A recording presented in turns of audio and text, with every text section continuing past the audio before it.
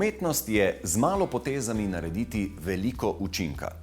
Mlad par si je ob prenovi stanovanja v središču Ljubljane želel odpreti poglede na zelenje in nebo.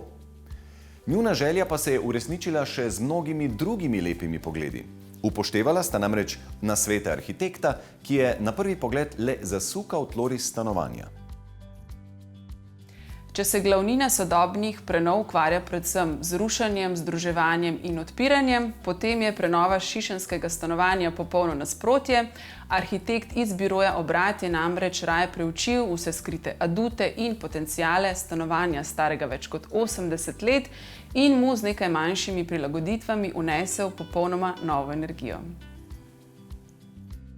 Lastnika Barbara in Goran, zaljubljenca v oblikovanje, estetiko in opremo interjerjev, sta že pred nakupom stanovanja pred 4 leti vedela, kaj si želita. Da ga sama prenovita in uredita. Zato sta izbrala stanovanje, ki jima je to omogočalo, a sta ga najprej, kot pravita, povsem oluščila. Če mogoče začnemo kar s prenovo vajnega stanovanja, koliko časa ste se pripravljali na njo? Stanovanje sva kupila marca 2016. Tako, Ja. marca, maja smo pa štartali s prenovo. Je pa res, da sva stanovanje hodila gledati že vsaj kakšno pol leta pa prej, več kaj pred takega. nakupom in v vsem tem času so že nastajale prve ideje. Že v bistvu sodelovanje z arhitektom se je začelo že pred samim nakupom nepremičnine. Pol je bilo pa v bistvu tisti meseci od marca do maja, ko se je prva stvar odnesla iz stanovanja, ko smo začeli res delati, so bili pa tako predpriprava. Stanovanje je bilo ob nakupu precej temačno, številnimi večjimi in manjšimi prostori ter nišami in shrambami, povezanimi z ozkim hodnikom. Kaj pa tloris? Ste ga veliko spreminjali ali šlo za manjše posege? V bistvu tloris je bila izvedena največja sprememba. Prej je bil hodnik ozek povezan z kopalnico, WC-jem in kuhinjo, potem je bilo pa na to nanizane 3 sobe, ena zelo velika, pa 2 manjše, oziroma ena kot garderobna soba in 2 srednje velike sobi. Kar smo pa potem naredili, je to, da smo celo stanovanje okrog obrnili, spalni del dali na cestni del, zdaj z novimi okni to ni problem, ker dobro tesni in je miren prostor. Lahko smo pa vse bivanjske prostore obrnili proti južnem, proti dobro osvetljenem, pa predvsem proti dvorišču notranjem, ki je precej zelen. Se pravi, se je funkcionalno stanovanje povsem obrnila.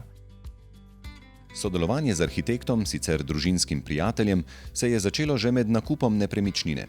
Arhitekt je svetoval, izpopolnjeval in nadgrajeval njune ideje ter iskal rešitve.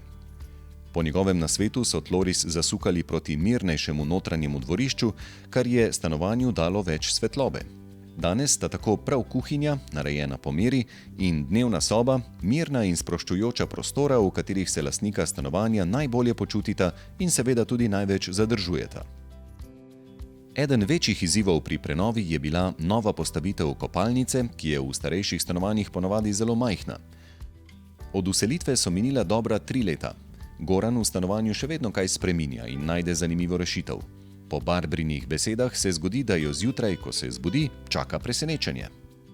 Goran ima zelo rad, da majčkeno preuredi prostore vsake toliko. Mu zelo veliko to pomeni in zelo dober je pri tem. In včasih zjutraj se zbudim in stopim v čist drugačen prostor.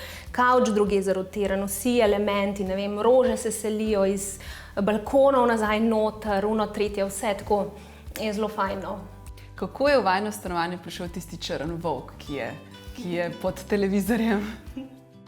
Ta volk je prišel iz trgovine. Jaz sem se sprehajal po nakupovalnem središču v Ljubljani in v eni trgovini z oblačili sem videl te volkove, več jih je bilo.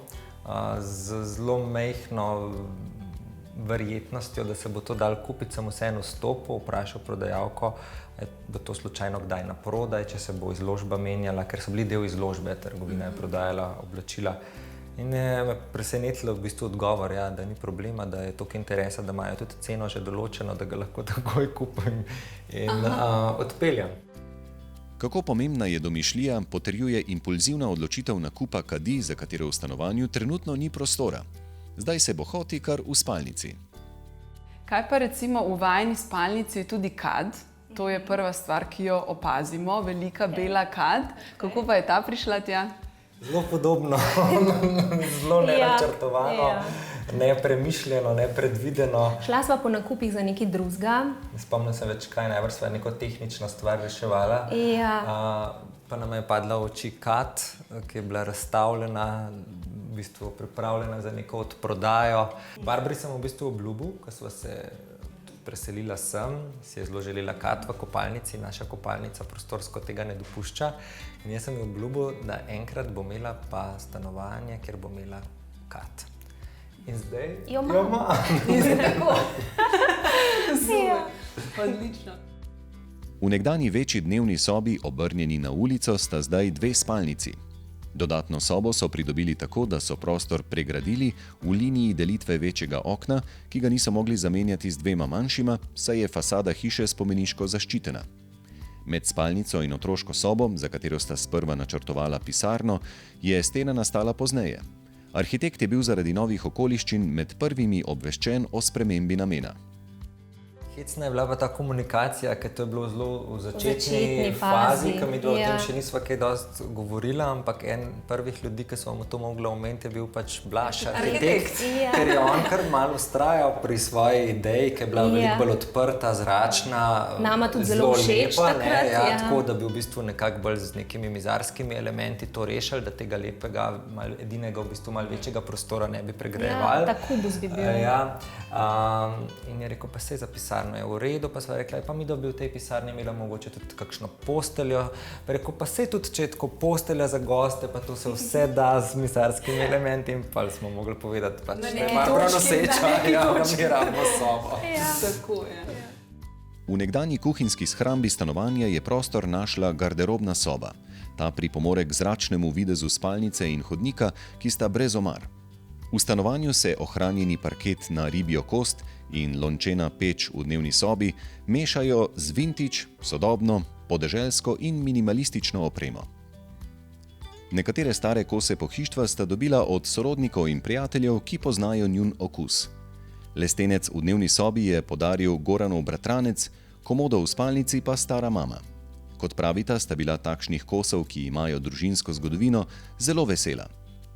Celotna prenova stanovanja skupaj z opremo je stala med 700 in 800 evri na kvadratni meter. Lastnika sta s preobrazbo več kot zadovoljna. Iz temačnega stanovanja sta si ustvarila nov zračni prostor, ki ustreza normativom sodobnega bivanja.